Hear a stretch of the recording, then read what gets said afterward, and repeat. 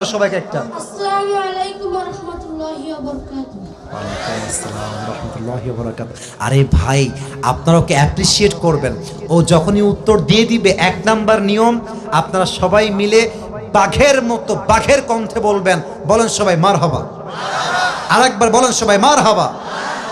এই পিচ্চিকে আমরা ওয়েলকাম জানাই। আল্লাহ ওকে উত্তর দেওয়ার তৌফিক দান করুক। পড়েন সবাই আমিন। ওকে আমি খুব সহজভাবে প্রশ্ন করবো, আশা রাখবো সে পারবে। বলো তো, আমার নবীর গায়ের চামড়ার রং কেমন ছিল? পারবে? সাদা সুন্দর না লাবণ্যময় সুন্দর? বলো সবাইকে। লাবণ্যময় সুন্দর। এবার বলো, আমার নবী কি দেখতে লম্বা ছিলেন, গুঠু ছিলেন, না মাঝারি গঠনের ছিলেন? মাঝারি গঠনের। আল্লাহ বলেন সবাই মারহাবা। এবার বলো, আমার নবীর চেহারায় দাড়ি কি ছোট ছিল না চাপ দাড়ি ছিল? চাঁদদারি।